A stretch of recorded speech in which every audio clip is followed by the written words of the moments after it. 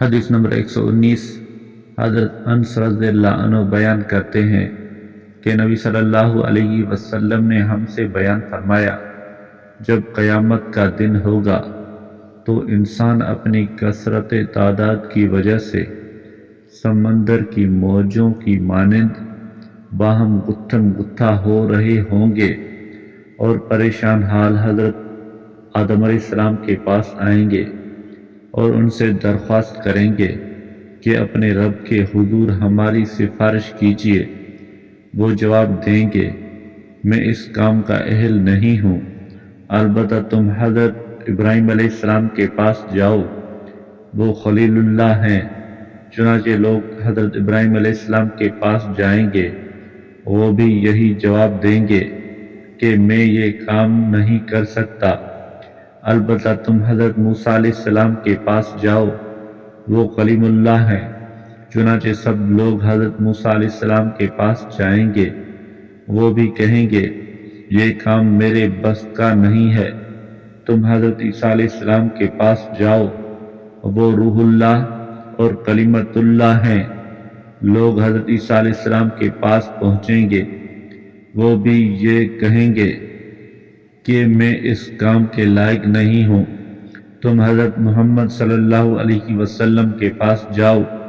چنانچہ سب لوگ میرے پاس آئیں گے اور میں کہوں گا ہاں میں ہی یہ کام کر سکتا ہوں اور کروں گا، پھر بارگاہ خداوندی میں حاضری کی اجازت طلب کروں گا اور مجھے اجازت مل جائے گی۔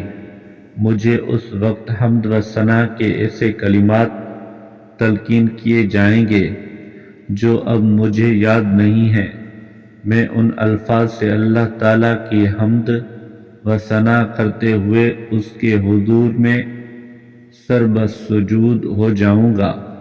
اس کے بعد کہا جائے گا، اے محمد صلی اللہ علیہ وسلم، سر اٹھاؤ، کہو جو کہنا چاہتے ہو، تمہاری بات سنی جائے گی، مانگو جو مانگنا چاہتے ہو، تمہاری درخواست منظور کی جائے گی، سفارش کیجیے، آپ صلی اللہ علیہ وسلم کی سفارش قبول کی جائے گی۔ اس وقت میں عرض کروں گا، اے میرے رب، میری امت کو بخش دیجیے، میری امت کے گناہ معاف فرما دیجیے۔ چنانچہ مجھے کہا جائے گا، جاؤ اور جا کر ہر اس شخص کو دوزخ سے نکال لو جس کے دل میں ایک جو کے برابر بھی ایمان ہو۔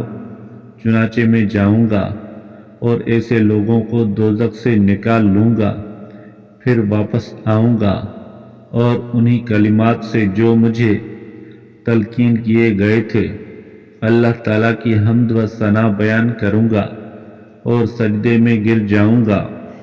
چنانچہ پھر کہا جائے گا، اے محمد صلی اللہ علیہ وسلم، سر اٹھائیے، بات کیجیے، آپ کی بات سنی جائے گی، سوال کیجیے، آپ صلی اللہ علیہ وسلم کا سوال پورا کیا جائے گا، سفارش کیجیے، آپ صلی اللہ علیہ وسلم کی سفارش قبول کی جائے گی۔ میں پھر کہوں گا، اے میرے رب، میری امت کو بخش دیجیے۔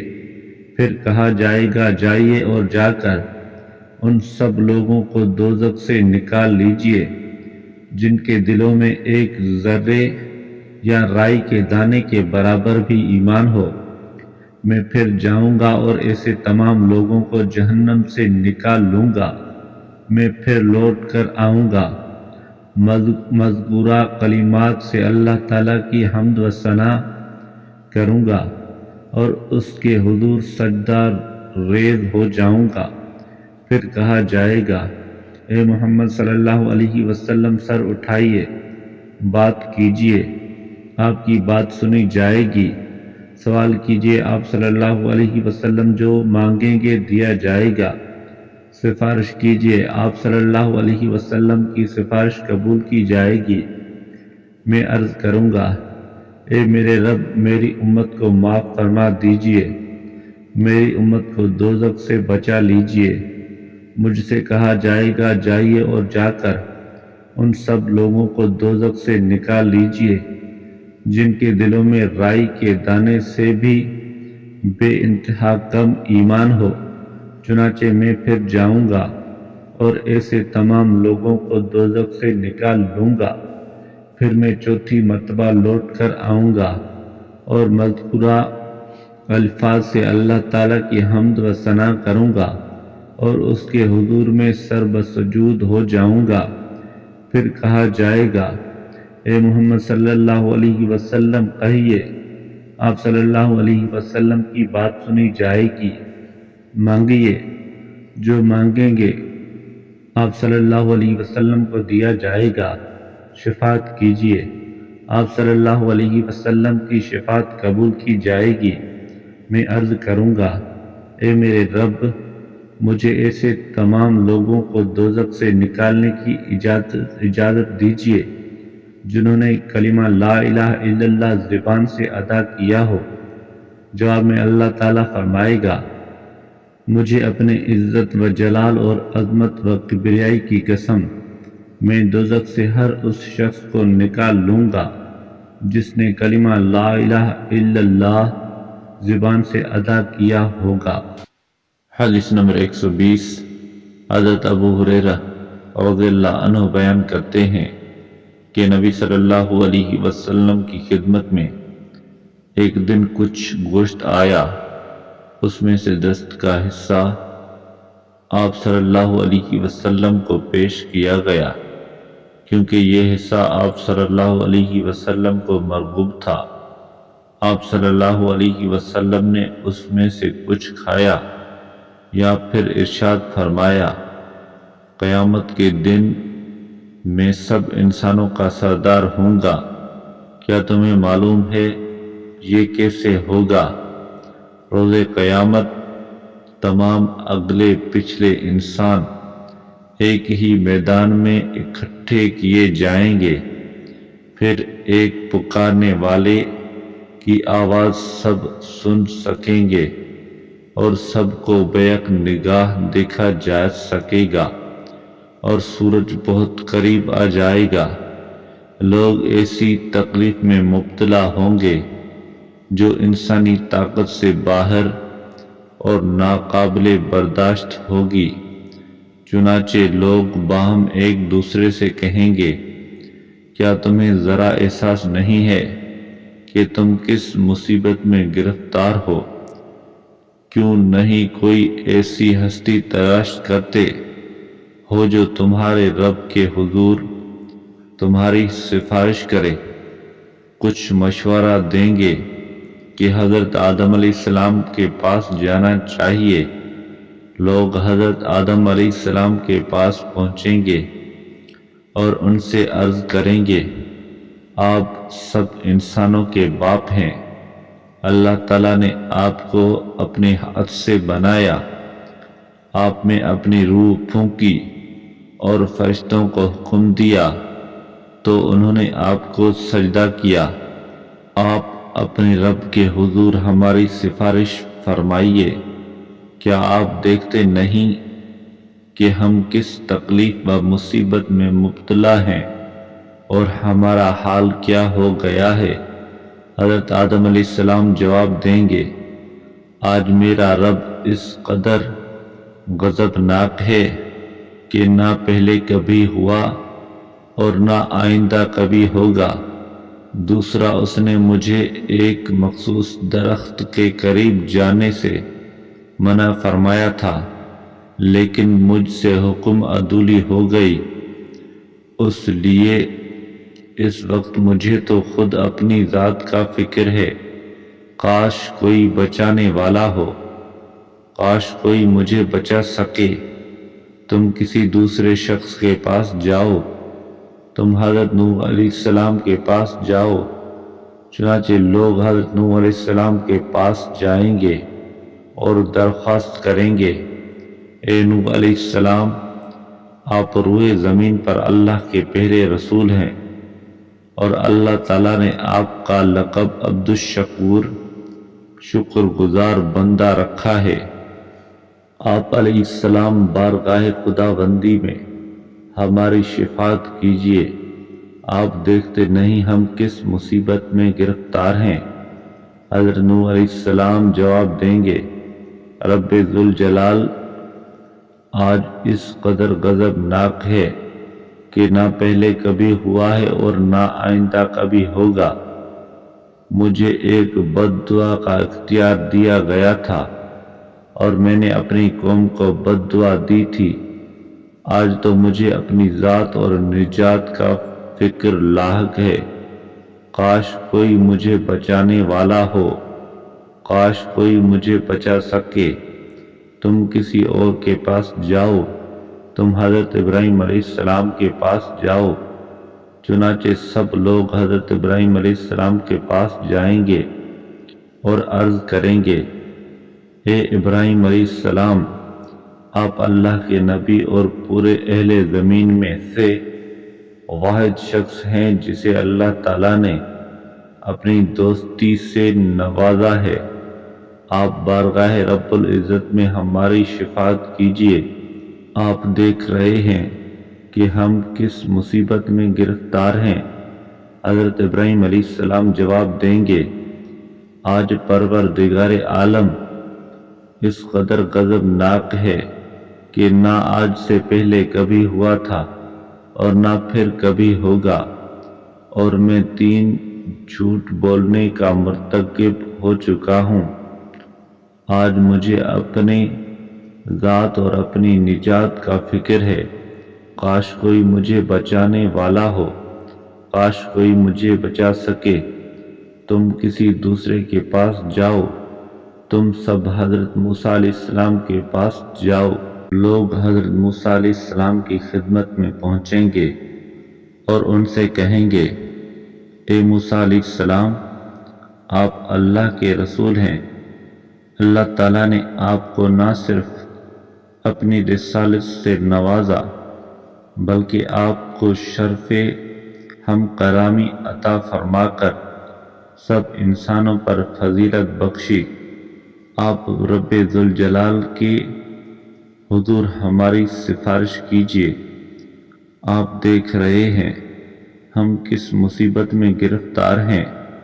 حضرت موسیٰ علیہ السلام جواب دیں گے، آج میرا رب اس قدر غضبناک ہے کہ نہ پہلے کبھی ہوا نہ آئندہ کبھی ہوگا۔ میں ایک ایسے شخص کو قتل کر چکا ہوں جس کے قتل کا مجھے حکم نہیں دیا گیا تھا۔ آج تو مجھے اپنی ذات کی نجات کا فکر ہے۔ کاش کوئی ہوتا جو مجھے بچا سکتا، کاش کوئی میری مدد کو پہنچ سکتا۔ تم لوگ کسی اور کے پاس جاؤ، تم سب حضرت عیسیٰ علیہ السلام کے پاس جاؤ۔ چنانچہ سب لوگ حضرت عیسیٰ علیہ السلام کے پاس آئیں گے اور ان سے کہیں گے، اے عیسیٰ علیہ السلام، آپ اللہ کے رسول ہیں، آپ کلمۃ اللہ ہیں جسے اللہ تعالیٰ نے حضرت مریم علیہ السلام کی طرف القا کیا تھا، اور آپ روح اللہ ہیں، اور آپ نے گہوارے میں لوگوں سے گفتگو کی تھی۔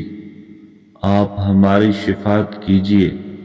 کیا آپ دیکھتے نہیں آج ہم کس مصیبت میں مبتلا ہیں؟ حضرت عیسیٰ علیہ السلام بھی یہی جواب دیں گے، آج رب ذوالجلال اس قدر غضبناک ہے کہ نہ پہلے کبھی ہوا اور نہ پھر کبھی ہوگا۔ حضرت عیسیٰ علیہ السلام نے اپنی کسی خطا کا ذکر نہیں کیا، صرف یہی کہا کہ آج تو مجھے خود اپنی ذات کا فکر لاحق ہے۔ کاش کوئی مجھے بچا سکے، کاش کوئی مجھے بچانے والا ہو۔ تم لوگ کسی اور کے پاس جاؤ، تم حضرت محمد صلی اللہ علیہ وسلم کے پاس جاؤ۔ چنانچہ سب لوگ حضرت محمد صلی اللہ علیہ وسلم کی خدمت میں حاضر ہوں گے اور عرض کریں گے، یا محمد صلی اللہ علیہ وسلم، آپ صلی اللہ علیہ وسلم اللہ کے رسول اور آخری رسول ہیں۔ اللہ نے آپ کی اگلی پچھلی سب معاف فرما دی ہیں۔ آپ صلی اللہ علیہ وسلم دیکھ رہے ہیں ہم کس مصیبت میں گرفتار ہیں۔ آپ رب ذوالجلال کے حضور ہماری شفاعت فرمائیے۔ چنانچہ میں روانہ ہوں گا اور جا کر زیر عرش سجدہ زیر ہو جاؤں گا۔ اس وقت اللہ تعالیٰ اپنی حمد و ثنا کے کچھ ایسے انداز اور طریقے مجھ پر ظاہر فرمائے گا جو اس سے پہلے کسی کو نہیں سکھائے گئے۔ اس کے بعد کہا جائے گا، اے محمد صلی اللہ علیہ وسلم سر اٹھائیے، مانگیے، آپ جو مانگیں گے دیا جائے گا، شفاعت کیجیے، آپ کی شفاعت قبول کی جائے گی۔ چنانچہ میں سر اٹھاؤں گا اور عرض کروں گا، اے میرے رب، میری امت کی خطائیں بخش دیجیے، میری امت کو دوزخ سے بچا لیجیے۔ چنانچہ مجھ سے کہا جائے گا، اے محمد صلی اللہ علیہ وسلم جائیے اپنی امت کے ایسے تمام افراد کو جو حساب کتاب سے مستثنی ہیں دائیں دروازے سے جنت میں داخل کر لیجیے۔ ان لوگوں کو دوسرے دروازے سے آنے جانے کی اجازت بھی ہوگی۔ پھر آپ صلی اللہ علیہ وسلم نے فرمایا، قسم اس ذات کی جس کے قبضے قدرت میں میری جان ہے، دروازہ جنت کے ہر دو کناروں کے درمیان اتنا فاصلہ ہے جتنا کہ اور حمیر کے درمیان یا جتنا مکہ اور بصرہ کے درمیان ہے۔ حدیث نمبر 121۔ حضرت ابو ہریرہ رضی اللہ عنہ روایت کرتے ہیں کہ نبی صلی اللہ علیہ وسلم نے فرمایا، ہر نبی کی ایک مقبول دعا ہوتی ہے، اس لیے میں چاہتا ہوں کہ انشاءاللہ اپنی دعا کو قیامت کے دن اپنی امت کی شفاعت کے لیے محفوظ رکھوں۔ حدیث نمبر 122۔ حضرت انس رضی اللہ عنہ بیان کرتے ہیں کہ نبی صلی اللہ علیہ وسلم نے فرمایا، ہر نبی نے ایک سوال مانگا۔ یہاں آپ صلی اللہ علیہ وسلم نے فرمایا، ہر نبی کو ایک دعا کا اختیار دیا گیا ہے جو ہر ایک نے مانگ لی اور قبول ہو گئی، لیکن میں نے اپنی دعا قیامت کے دن اپنی امت کی شفاعت کے لیے محفوظ کر لی ہے۔ حدیث نمبر 123۔ حضرت ابو ہریرہ رضی اللہ عنہ بیان کرتے ہیں، جب اللہ نے یہ آیت نازل فرمائی، سورہ شعراء 214 نمبر آیت، اپنے قریب ترین رشتہ داروں کو ڈراؤ، تو نبی صلی اللہ علیہ وسلم نے کھڑے ہو کر خطبہ دیا اور فرمایا، ایک گروہ قریش یا اسی طرح کے کچھ اور الفاظ فرمائے، اپنی جانوں کو دوزخ سے بچا لو، میں تم کو عذاب الہی سے ذرا بھی نہ بچا سکوں گا۔ اے بنی عبد المناف، میں تم کو اللہ کی پکڑ سے ذرا بھی نہ بچا سکوں گا۔ اے عباس رضی اللہ عنہ بن عبد المطلب، میں آپ کو اللہ کی پکڑ سے ذرا بھی نہ بچا سکوں گا۔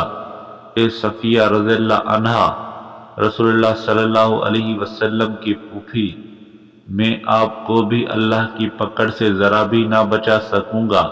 اور اے فاطمہ رضی اللہ عنہا، میری بیٹی، تم مجھ سے میرے مال میں سے جو چاہے لے لو، مگر میں اللہ تعالیٰ کی پکڑ سے تمہیں ذرا بھی بچا نہ سکوں گا۔ حدیث نمبر 124۔ حضرت ابن عباس رضی اللہ عنہ بیان کرتے ہیں، جب وہ آیت نازل ہوئی جس کا مفہوم یہ ہے، اپنے قریبی رشتہ داروں اور قبیلہ کے افراد کو ڈراؤ، تو رسول اللہ صلی اللہ علیہ وسلم گھر سے باہر تشریف لائے اور کوہ صفا پر چڑھ کر آپ صلی اللہ علیہ وسلم نے بلند آواز سے پکارا، یا صباح، خبردار، ہوشیار۔ یہ آواز سن کر لوگ حیران ہوئے کہ کون شخص ہے جو خبردار کر رہا ہے، اور آپ صلی اللہ علیہ وسلم کے گرد جمع ہونے لگے۔ جب لوگ آ گئے تو آپ صلی اللہ علیہ وسلم نے فرمایا، مجھے بتاؤ، اگر میں تم کو یہ اطلاع دوں کہ سواروں کا ایک دستہ اس پہاڑ کے دامن کی اوٹ سے نکلنے اور تم پر حملہ آور ہونے والا ہے تو کیا تم مجھے سچا سمجھو گے؟ سب نے جواب دیا، ہم نے کبھی آپ صلی اللہ علیہ وسلم کی کوئی بات جھوٹی نہیں پائی۔ آپ صلی اللہ علیہ وسلم نے فرمایا، تو میں تمہیں مستقبل کے یقینی اور سخت ترین عذاب سے ڈراتا ہوں۔ ابو لہب کہنے لگا، خرابی اور ہلاکت ہو آپ صلی اللہ علیہ وسلم کے لیے، کیا محض اسی بات کے لیے آپ صلی اللہ علیہ وسلم نے ہم سب کو بلایا اور جمع کیا تھا؟ یہ کہنے کے بعد وہ اٹھ کر چلا گیا۔ اسی کے بارے میں سورہ لہب نازل ہوئی۔ حدیث نمبر 125۔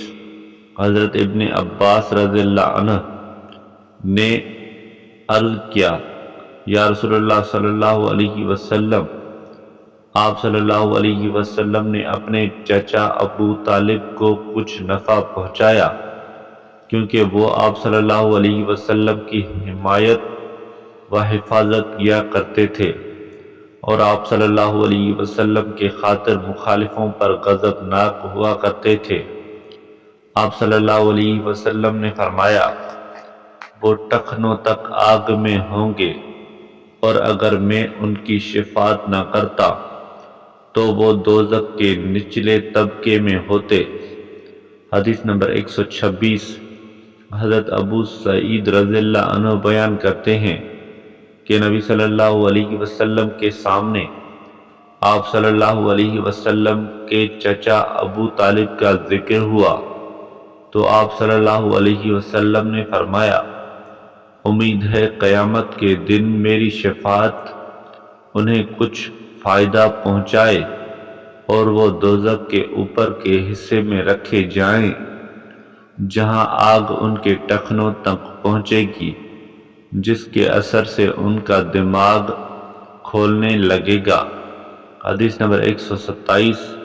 حضرت نعمان رضی اللہ عنہ بیان کرتے ہیں، میں نے نبی صلی اللہ علیہ وسلم کو فرماتے ہوئے سنا ہے کہ قیامت کے دن سب سے ہلکے عذاب والا شخص وہ ہوگا جس کے تلووں کے نیچے آگ کا انگارہ رکھ دیا جائے گا اور اس کے اثر سے اس کا دماغ کھول رہا ہوگا۔ حدیث نمبر 128۔ حضرت عمر بن عاص رضی اللہ عنہ بیان کرتے ہیں، میں نے رسول اللہ صلی اللہ علیہ وسلم کو خفیہ طریقے سے نہیں بلکہ علل اعلان فرماتے ہوئے سنا ہے کہ ابو فلان کی اولاد میری دوست نہیں ہے، میرا دوست تو اللہ تعالی اور وہ لوگ ہیں جو نیک ہیں، لیکن اس سے آل ابو فلان سے میری رشتہ داری ہے، اس لیے میں ان کے ساتھ حسن سلوک کرتا ہوں۔